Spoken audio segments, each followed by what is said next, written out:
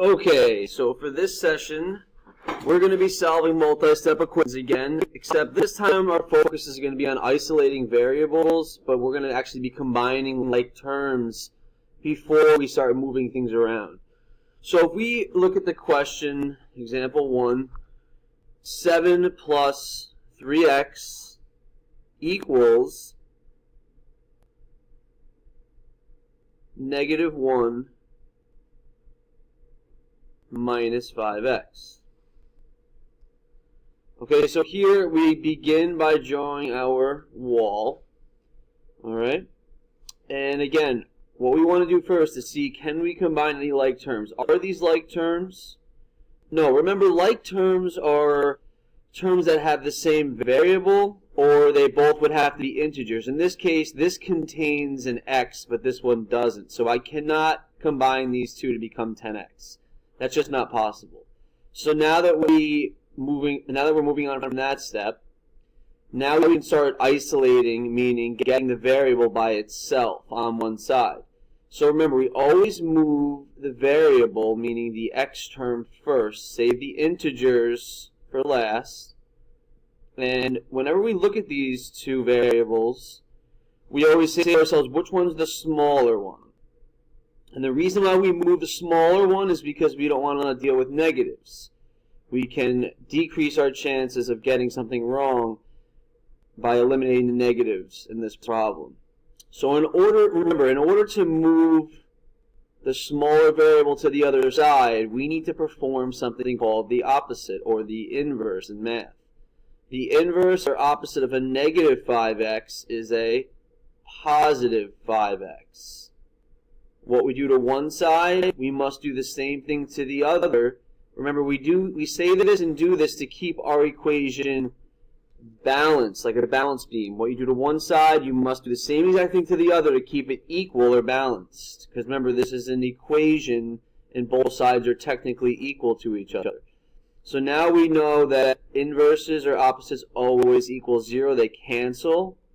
So now we're going to bring everything down. I always start by bringing my equal sign down. It's good practice so you don't forget it. Bring down the 1, but remember this is a negative 1. Don't lose the sign when you carry things down. Now I'm going to bring the remaining terms down. I have a 7, and we have positive 3x plus 5x, and that's a positive 8x. So now, remember, I want to isolate or get my x by itself. The only thing in my way right now is this 7. So I can move this 7 to the other side to get variables on the left, integers on the right. Now remember, in order to move this 7 across the equal sign barrier or the wall to the other side, you must perform the inverse or the opposite. This is a positive 7. The opposite would be a negative 7. Now, a common mistake here that students make is that they see a 7 here and they don't see it as a positive 7. Remember, if there's no sign in front, technically it's a positive. It's known to be a positive. So you have to be careful with this. So if I subtract 7 from this side, I must also subtract 7 from this side. So now opposites always cancel because they equal 0. And now I bring down what's left, so that's 8x equals, now we have an integer question here. -1 minus 7x. So I can use my rules. Same sign or different. I have the same, and the rule says same sign. I add my two integers, and I keep my sign the same. So now, of course, the last step here with equations is always going to be to divide to get the x finally by itself. So you always divide by whatever number is in front of the x, the coefficient. Where coefficient is, that's what you're going to divide both sides by. You do not change the sign here. Positive, it stays positive.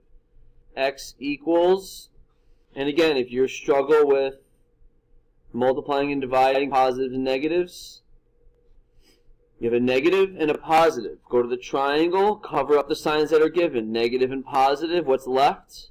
A negative. Remember, this triangle only works for multiplying and dividing integers, not adding and subtracting like we did up here. That's a different set of rules. And any number divided by itself is always 1. So x equals -1.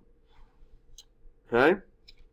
So now we're going to move on to another example here where you're going to have to combine like terms before you start moving things around. Remember, you always want to try to simplify your equation before you even start. So again, we write the equation down, making sure we copied it carefully. We're going to draw a wall. Now, one thing I like to do is I like to scan the problem and make sure that it looks good. Here I have no coefficient, no number in front of the x. So what we can do is fill in a 1 here. Because technically this means we have 1x. Same thing here. So I always like to scan the problem and see what I have before I jump in. It's always a good idea to scan before jumping right in.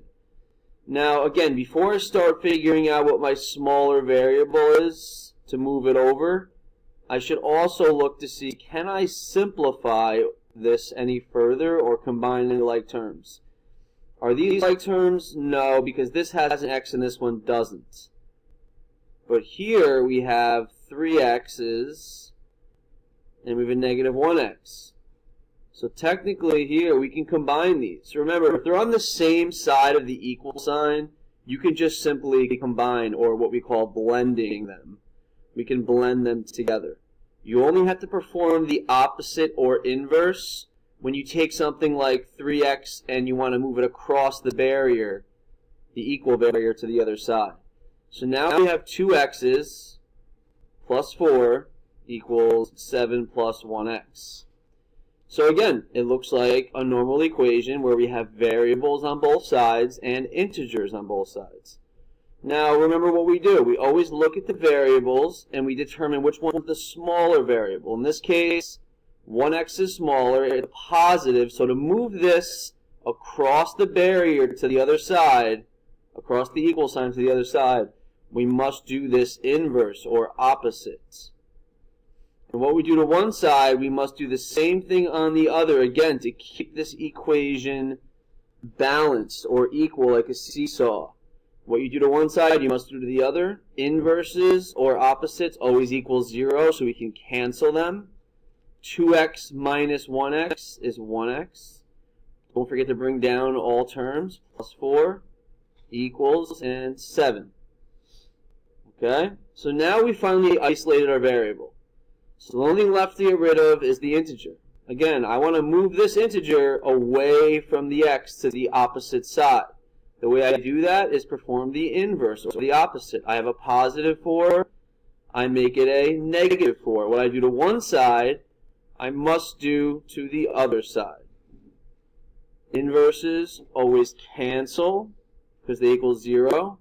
And all I'm left with is 1x equals, and now it's a simple subtraction problem. 7 minus 4 is 3. And remember, 1x is the same thing as just x. So if you had either one of these answers, they are correct. Thank you, and stay tuned for the next episode.